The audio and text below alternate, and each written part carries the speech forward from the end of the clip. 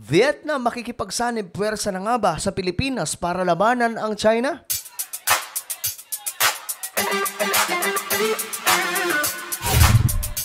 So magandang oras po sa lahat ng ating mga kababayan, lahat po ng mga solid sangkay na nanonood ngayon. Mahalaga po itong ating pag-uusapan, but bago tayo magsimula, pakisubscribe po muna yung ating YouTube channel. Ayan po, sa baba ng video na to makikita nyo po mga sangkay ang subscribe button. Pindutin nyo lamang po yan, tapos i-click ang bell at i-click nyo po yung all. O, diba? Napakadali lamang po yan. At kung kayo naman po ay nanonood sa Facebook, huwag nyo rin pong kalilimutan na i-follow ang ating Facebook page. At ito, mga sangkay, may ipapagawa po ako sa inyo saglit. Sa mga nanonood sa Facebook, habang kayo ay nanonood, may makikita po kayo dyan sa Facebook. Tatlong tuldok, mga sangkay, habang nanonood kayo ngayon sa video na to, meron pong tatlong tuldok bandang itaas sa mismong video na to na pinapanood nyo, okay? Pindutin nyo po yung tatlong tuldok, okay? Tapos, may lalabas po na show more. Pindutin nyo po yung show more or yung plus, okay? Sana nasusundan, tapos i-click nyo po yung notification bell. Ayan po katabi ng subscribe. Okay, nasa taas lang din po. Gawin nyo po yan ng actual ngayon para po happy tayong lahat. So, eto nga mga sangkay, nagpapatuloy po ang usapan tungkol po sa lalo pong pinatindi na sigalot ng Pilipinas against China. At eto nga po ang balita ngayon na bago mga sangkay. Ayon po dito, nagkaroon ng official visit ang isa pong opisyal ng Vietnam. Ito po mga sangkay. Doon po mismo sa Philippine Coast Guard HQ sa Manila. So ano kaya ibig sabihin nito? May kipag-alyansa na ba ang Vietnam sa Pilipinas? Na isa rin po sila na nag-i-invade dyan po sa West Philippine Sea. Ito mga sangkay, para po mas malinaw sa inyong lahat, bago ko po hatid sa inyo itong balitang to. Kung titingnan po natin ang mapa dyan sa West Philippine Sea or kung tawagin, South China Sea. Ayan po. Nakikita nyo yung flag na may malaking star? Yan po ay Vietnam. Ang nakikita nyo namang isang pula na may maliit na stars ay China. Okay? So, ngayon mga sangkay, eto po, mayroon din po ditong Malaysia, pero kakaunti lamang, Taiwan, mayroon din po. Subalit, ang mayroon po ditong pinakamarami, itong may malaking star, na ang ibig sabihin yan po yung Vietnam. Okay? Vietnam po yan. Tapos, pangalawang may pinakamarami, walang iba kundi ang China, pero malayo po ang agwat kumpara po sa Taiwan, kumpara po sa Vietnam. Okay? Ang Pilipinas, bilang mo lang eh. Kakaunti lang po talaga. Ayan, nakitang-kita nyo naman yung flag. So, ang Vietnam po ang may pinakamaraming nakuha dyan sa West Philippine Sea. Ganun po sila kalupit. Diba? Ganyan po sila kaangas, mga sangkay. Nagpang-abot po dyan yung kanilang invasion. Ngayon, ang nakapagtataka, dahil nga po ito, ang report na bumisita daw po ang isa sa mga opisyal o kung tawagin ay Standing Deputy Minister of Foreign Affairs ng Vietnam. At eto mga sangkay, panoorin po natin ang balita.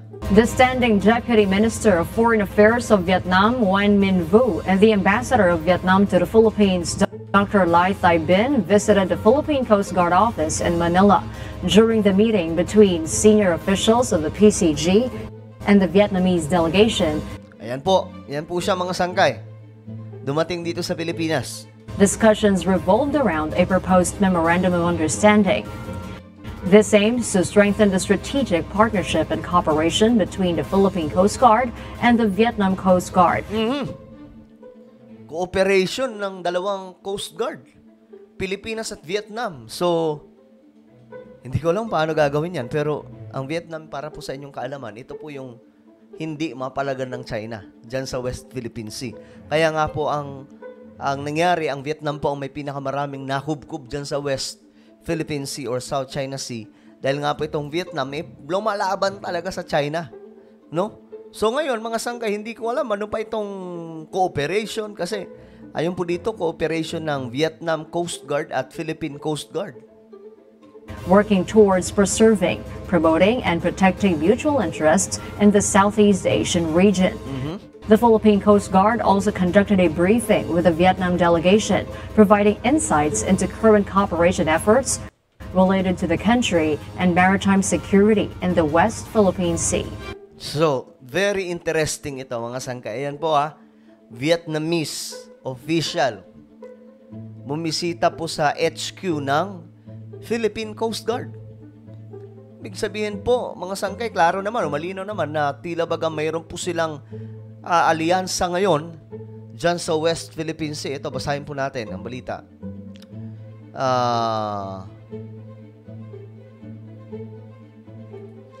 The Philippines and Vietnam will sign an agreement to strengthen maritime cooperation. Ayan po agreement to strengthen maritime cooperation between the two countries. Ayan po, sabi po dito, we discussed the proposed memorandum of agreement with the Vietnam Minister of Foreign Affairs, Nguyen, tama ba yung pagkabanggit natin, Minh Vu, during his visit at the PCG HQ this morning. It is more of environmental protection and search and rescue. Yan daw po yung isa sa mga nila. In-establish na dapat pagtuunan ng pansin, mga sangkay. Ngayon, yan po ang information lang na lumabas. Pero ang very curious ako, mga sangkay, kasi nga po, kung titingnan po natin yung mapa, dito ng karagatang yan, ang Vietnam po may pinakamarami. Abay, pambira, mga sangkay. Eto nga, napakalapit na nito. Ito, China. Magkatapat ng Pilipinas. So, ang dami pong may claim dito sa West Philippine Sea. Hindi lang po talaga China, hindi lang Pilipinas. Napakarami. Kaya nga lang, Vietnam ang pinaka number 1 na nakadali po dyan sa West Philippine Sea. So, ang tanong, mga sangkay, eto na ba ang alyansa na tatapos sa kalokohan at kahibangan ng China dyan po sa teritoryo natin sa West Philippine Sea? Kasi mabigat po yan, mga sangkay. Vietnam yan Yan po yung hindi po, I know naman, ang China mas mabigat sa Vietnam. Pero ang Vietnam kasi, alam naman po natin na pumapalag po talaga yan, hindi po yan natatakot. Diba nga po, nung Vietnam War, sumuko na lamang po yung Amerika, wala pong nangyari. Hindi po nila natalo yung Vietnam. So until now, ganun po ka-brave itong mga to. Kaya nga po, kung titingnan nyo yung mapa, yung pinagsasasakop po nila dyan sa West Philippine Sea. Tanong ko dito, paano nila gagawin itong alyansa ng Pilipinas at Vietnam? No? Well, kayo ba ay pabor, mga sangkay, na kahit ang Vietnam marami ang nasakop dito, Pilipinas at Vietnam ay pwedeng magkaalyado o magkakampi laban po sa China? I-comment nyo po sa ibabangin yung mga opinion. At ngayon, mga sangkay, meron po akong Facebook group. Ito pa, Yukbong Solid Sangkay. So, kung ikaw ay Solid Sangkay 100%, may exclusive Facebook group po tayo. Okay? Hanapin nyo lamang po ito sa Facebook. Kapag nakita nyo na, mag-join po kayo. At syempre, sagutan nyo po yung mga tanong para makapasok kayo dito. Okay? Ako na po yung magpapaalam hanggang sa muli. This is me, Sangkay Janjan. Palagi nyo pong tatandaan that Jesus loves you. God bless everyone.